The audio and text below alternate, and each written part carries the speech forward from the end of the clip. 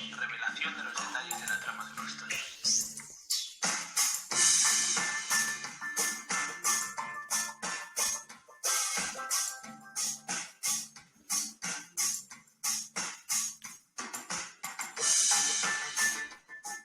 Bueno, bienvenido, bienvenida a Spoiler, un podcast alejado del postureo que hay en el mundo startup, en el que quiero contarte mi realidad detrás de emprender proyectos desde cero, sin adornos.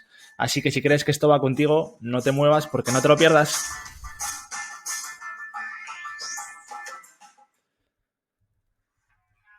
Bueno, ¿cómo ha podido un cocinero al que no le gustaba comer ni ir a cocina convertirse en el que para muchos es el mejor cocinero del mundo? Hoy te quiero hablar del proceso creativo y de Ferran Adrià. Y a lo mejor dirás, ¿qué pinta un cocinero en este podcast? Pues bien, Ferran es una de las personas que más me ha inspirado, influido y también de los que más he aprendido respecto al proceso creativo. Creo que es mucho más que un cocinero. Lo que hizo en el Bulli en parámetros de creatividad e innovación me parece muy, muy interesante. Abrió camino, marcó la historia de la cocina moderna y hoy en día, mediante el Bulli Foundation, se está centrando mucho en divulgar e investigar sobre la eficiencia en la innovación. Reconozco que me suelo inspirar mucho en cocineros de vanguardia porque hay muchas cosas que me dan envidia sana de ellos, y es que el proceso de creación y de prueba-error es mucho más inmediato. Tienen una idea, la desarrollan e inmediatamente la pueden estar probando, entre comillas, que me perdonen los cocineros, pero en diseño, sobre todo si es diseño de producto físico, este proceso es mucho más largo.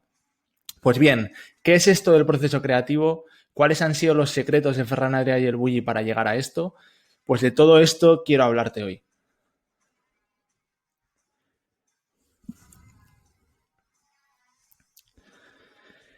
Lo primero que quiero, antes de nada, quiero contarte algo que me hace mucha ilusión.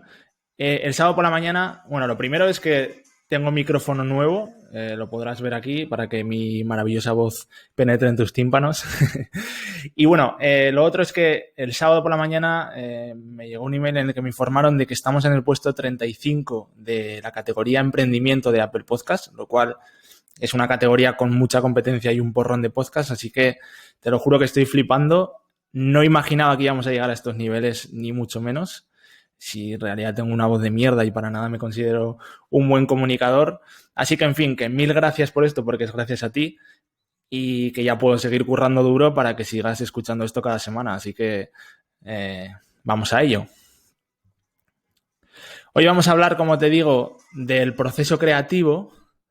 Y lo primero de todo es empezar por el principio, que es el término. Aquí vamos a ver que a día de hoy todavía no está nada claro, ni hay una clara ni única definición sobre el término creatividad. Pero según Wikipedia, la creatividad es la capacidad de generar nuevas ideas o conceptos o nuevas asociaciones de ideas o conceptos conocidos que habitualmente producen ideas originales. Pero ¿es algo innato o se puede desarrollar? Seguro que has oído a mucha gente que dice, yo no soy nada creativo, la eterna duda. Pues ojo, vamos a indagar un poco más en la historia para ver cómo ha ido cambiando el tema al respecto de esto. Parte de la confusión que genera el término se debe a que durante muchos años se asoció la creatividad a un halo místico religioso, y realmente no ha sido hasta el siglo XX, hace poco, cuando se ha empezado a estudiar más la creatividad desde un punto de vista científico. Si nos vamos a la antigua Grecia, ahí entendían la creatividad como una suerte de inspiración natural. Decían que era un capricho de los dioses, así que si te tocaba bien y si no, pues te fastidias. Así que esta visión perduró hasta el Renacimiento, y ya en la Edad Moderna es cuando se empieza a tirar abajo esta creencia de que la creatividad es algo divino y se sostiene que es un rasgo hereditario. En esta época hay un intenso debate nature versus nurture, que viene a significar biología versus crianza. Y, por ejemplo, pues en el primer estudio que existe sobre el proceso creativo, que es en 1767 y que lo hizo William Duff, él llegó a las conclusiones que, ojo, porque estas conclusiones tienen bastante relación con las actuales del siglo XX. Y es que él fue el primero en apuntar a la naturaleza biopsicosocial del proceso creativo. Para que nos entendamos este palabrejo, quiere decir que influye tanto la biología del ser humano como la psicología y la sociedad en la que se desarrolle. Pero por el contrario, en esta misma época estaba Kant, el filósofo Kant, con ganas de guerra, diciendo que el proceso creativo era un acto innato. Y ya llegamos al siglo XX y ahí tenemos a Freud, el padre del psicoanálisis, que en 1963 hizo un estudio en el que él decía que la creatividad se origina en un conflicto inconsciente y que la expresión creativa resulta de la reducción de la tensión. Esto contribuía a desmitificar la creatividad y ya pues ni musas ni dioses. La creatividad se entendía ya como el paso de lo inconsciente a lo consciente. Pero la verdad es que desde la antigua Grecia todavía no hemos llegado a una definición universal y concisa sobre la creatividad, así que es cierto que cada vez sabemos más cosas, pero todavía el proceso creativo es una incógnita. Sabemos más cosas, por ejemplo, se sabe cómo afecta cada hemisferio cerebral a la manera de pensar de la persona. Una de las teorías divide a los pensadores entre simultáneos visuales y, por otro lado, pensadores secuenciales lineales. A ver, vamos a aclararnos. Esta hipótesis nos dice que la mayoría de las personas diestras, que esto es algo que me sorprende, la mayoría, obviamente no todas, usan más su hemisferio izquierdo y estas personas procesan la información de manera secuencial lineal. Es decir, que primero deben procesar un pensamiento para poder comenzar con el siguiente. Mientras que, por otro lado, la mayoría de las personas cuyo hemisferio derecho es el predominante, como ocurre con los zurdos y supuestamente con las personas creativas, procesan de manera simultánea visual, es decir, varios esquemas a la vez. Un ejemplo claro, exagerando un poco obviamente, es imaginar que hay 1000 palomitas y que una de ellas es rosa. Las personas, el individuo que piensa de manera secuencial lineal, analizará las palomitas una a una hasta que encuentre la que es rosa. Pero por otro lado, la persona que piensa con simultaneidad visual extenderá todas las palomitas, mirará visualmente el conjunto de palomitas y verá que hay una rosa. Es decir, que las primeras personas usan más el análisis y las segundas usan más la síntesis. Pero esto no es un todo o nada. Siempre hay grises, por supuesto. Hay personas que normalmente usan ambos pensamientos, aunque hay uno de ellos que predomina más que el otro. ¿Y por qué se dice que son más creativas las personas de simultaneidad visual? Pues porque del pensamiento divergente y de la conexión de varias ideas es de lo que surgen, en muchos casos, una nueva idea original. Es decir, de ahí surge la creatividad. Como os decía, no hay una conclusión clara sobre qué es la creatividad, pero sí que parece que a lo largo de los años se ha visto una relación en cuanto a las fases que tiene el proceso creativo. Graham Wallace presentó uno de los primeros modelos en 1926 en su trabajo El arte del pensamiento y él decía que el proceso creativo consistía en 5 etapas que podían ser 4 y ahora veremos. La primera de las etapas es la preparación y en esta fase pues a lo que te dedicas es a aprender, exploras y te empapas a fondo sobre el tema, todo lo que pillas, en busca de descubrir conceptos existentes pero que tú no conocías.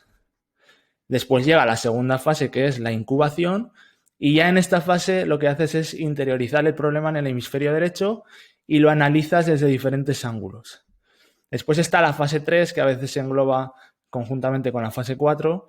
La fase 3 es la intimación y ahí es donde la persona creativa presiente que una solución está próxima. No ve nada, pero algo presiente.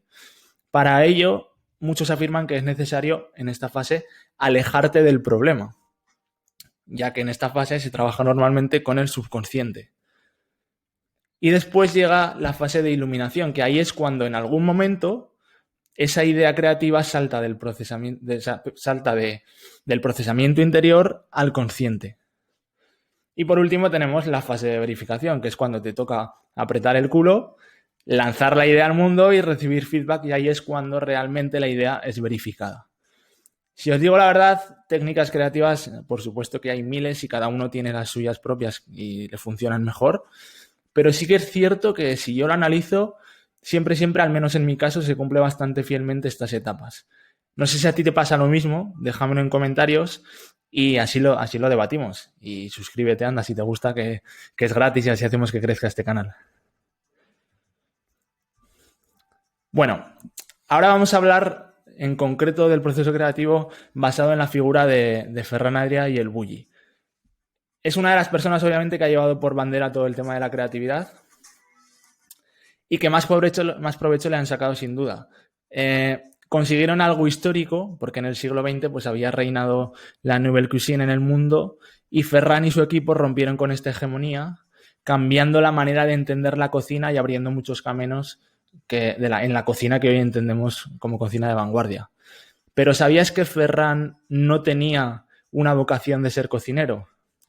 Él cuenta que fue algo totalmente circunstancial, porque quería irse a Ibiza de juerga, a pasar un verano de juerga, y su padre le encontró un trabajo en el restaurante de un amigo como friegaplatos, y ahí dice que tuvo el primer contacto con la cocina y empezó poco a poco a enamorarse de ella. Después llegó al Bulli como un trabajador, que esto es algo que mucha gente no sabe, y después de estar un tiempo ahí, acabó comprándolo junto a su socio Juli Soler, y bueno, el resto ya es historia. Este hecho de no ser algo vocacional y no tener formación en cocina, dice que le llevó siempre a cuestionarse el porqué de las cosas y acabó siendo algo relevante en el éxito del Bulli. Para muchos, sin duda, es el mejor cocinero del mundo y ha hecho historia, y su caso ha sido estudiado en Harvard, el MIT y en muchas de las mejores escuelas de negocio del mundo. Cerró el Bulli en 2011 para abrir el Bulli. Y esta famosa frase lo que explica es que ellos dicen que ya habían encontrado sus límites en la creación y en la cocina, y a partir de ahí, si hubieran seguido, estaban obligados a repetirse. Entonces, como no querían hacerlo, ni tampoco querían perder la pasión que tenían, cambiaron el modelo y desde entonces han estado trabajando con el Bulli Foundation en divulgar, investigar y auditar cómo fue su proceso creativo en el Bulli y cuáles fueron los factores clave que les llevaron al éxito. El primero que él afirma es no copiar. Ferran dice que fue a un curso de cocina en Francia en 1983 y un asistente le preguntó al cocinero Jacques Maximin qué es la creatividad. Y el instructor contestó muy claramente que creatividad es no copiar. A partir de ese momento, él dice que apartó de la estantería el libro El Práctico, que era un libro con 6.500 recetas de cocina española de tradición, y dice que desde ese momento comenzó una nueva etapa en el Bulli. Él matiza que obviamente todos copiamos, pero que no es lo mismo coger ideas de diferentes fuentes y adaptarlas a tu propio estilo, siempre por supuesto citando las referencias, que reproducir una idea tal cual es. El segundo punto clave fue cerrar 6 meses el restaurante cada año. Y ojo, porque esto realmente no es ninguna genialidad. Lo empezaron a hacer porque el Bulli está en Cala Montjuïc, que es una zona muy de turismo para verano, pero muy alejada de la mano de Dios. Y al principio, cuando no los conocía nadie, no iba nadie. En invierno, en la época que no hacía buen tiempo, el restaurante estaba vacío. Entonces se vieron obligados a cerrar. Y eso acabó siendo algo muy importante después, porque les permitía separar la producción de la creación y dedicaban esos 6 meses que estaban cerrados a reflexionar, investigar y crear los platos y las técnicas que luego iban a reproducir en el restaurante durante los 6 meses que estaban abiertos. Además, pues la mayoría del personal lo echaban, entonces se quedaban con muy pocas personas en ese proceso de creación. Esto dice que sin duda les dio una ventaja muy grande sobre el resto y una libertad brutal para crear sin presión. Además, ellos cada año, cuando cerraban, hacían públicas todas las recetas que usaban para que cualquiera realmente las pudiera reproducir. Entonces, esto dice que al hacerlas públicas les ponía una presión extra de no poder repetirse, porque la gente ya había visto todo. Entonces, empezaban cada año con el contador a cero. Además, obviamente, esto fue una generosidad que siempre tuvieron de compartir absolutamente todo lo que iban aprendiendo y acabó convirtiéndoles en referentes en el sector. Lo que veíamos en el capítulo, en uno de los anteriores, de construir en público, ellos realmente siempre han abogado mucho por esto. Otro de los aspectos es que tú sabías que invertían el 25% de la facturación en innovación. A ver, esto realmente Ferran dice que eran una empresa muy pequeña, por lo que realmente el presupuesto que tenían en innovación era ridículo. Pero a nivel porcentual, a ver qué empresa invierte un 25%, un porcentaje tan alto en innovación. Esto demuestra claramente la predisposición que ellos tenían por innovar y por mejorar cada día. Otra de las claves, sin duda, fue cuestionarse absolutamente todo.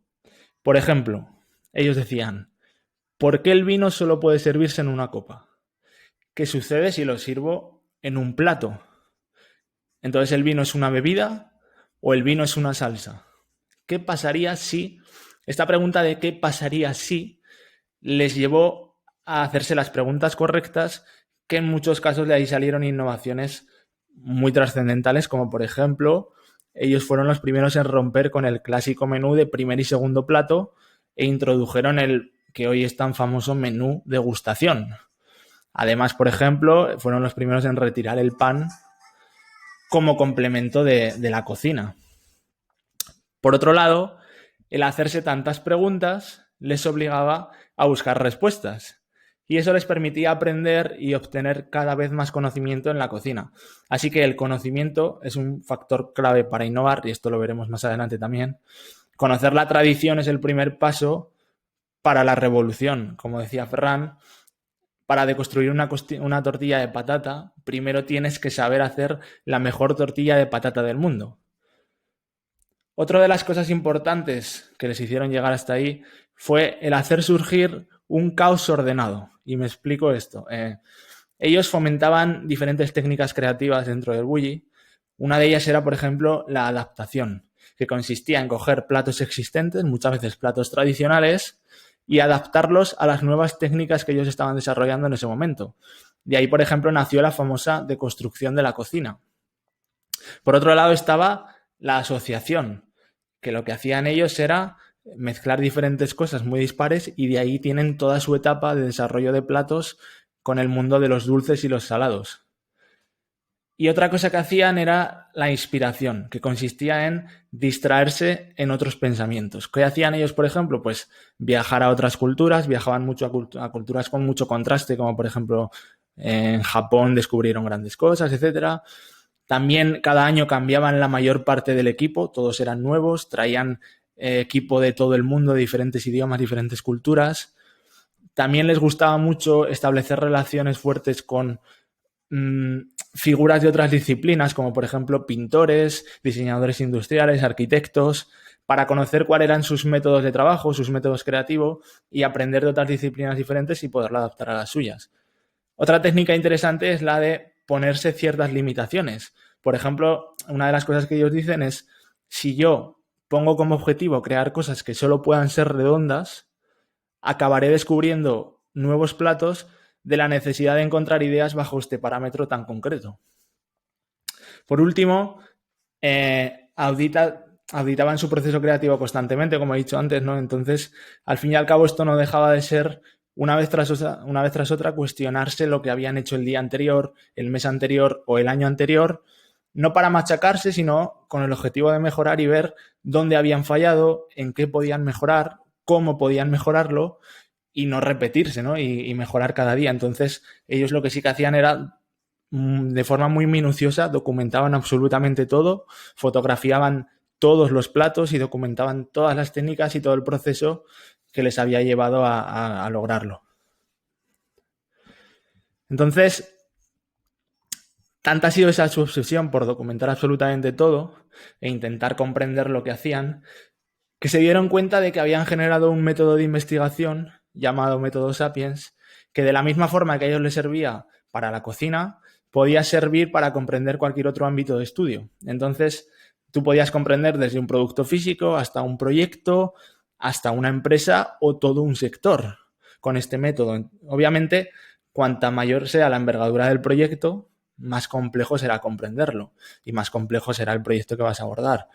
Pero el objetivo es comprender para innovar e innovar para comprender. ¿Y cómo se hace esto? Pues la forma de hacerlo es conectando el conocimiento. Y ahora vamos a verlo con un ejemplo más concreto que ellos explican para intentar entenderlo. El ejemplo es, pongamos un cóctel, ¿vale?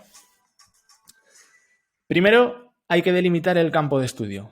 ¿Nos centramos solo en el producto o también en el sector y en las coctelerías en sí? Lo segundo es definir el objetivo. ¿Nuestro objetivo es solo un trabajo de investigación, de documentación, o también queremos innovar y descubrir un nuevo cóctel o una nueva técnica? Porque va a ser diferente. Por otro lado, por último, se define la perspectiva y el nivel del equipo. que viene a ser quiénes son los componentes del equipo y qué conocimientos previos tienen para saber con qué contamos. Y a partir de ahí se empieza con el estudio. Primero se basa en las definiciones, estudiar las definiciones. Pues, ¿qué es un cóctel? ¿Qué significa? ¿Y qué podría significar para ir más allá? Después se estudian las clasificaciones. ¿Qué categorías de cócteles podríamos hacer? Y después es importante estudiar el contexto, tanto económico como político y cultural. Porque, claro, no es lo mismo un cóctel en Oriente que en Occidente. Ni se consume de la misma manera en una coctelería que en un restaurante. Ni es lo mismo dependiendo de la hora a la que te lo tomes.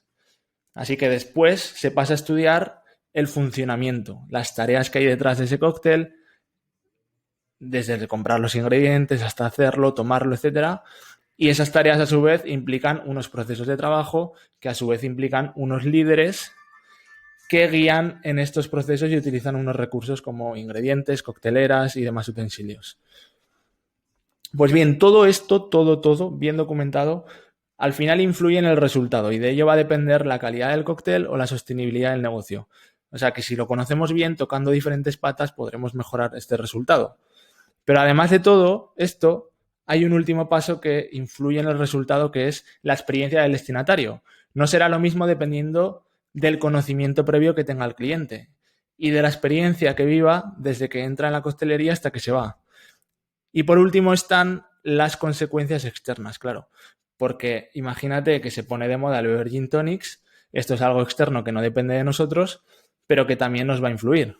Así pues, el método Sapiens acaba estudiando todos estos aspectos y conectándolos para comprender y posteriormente poder innovar.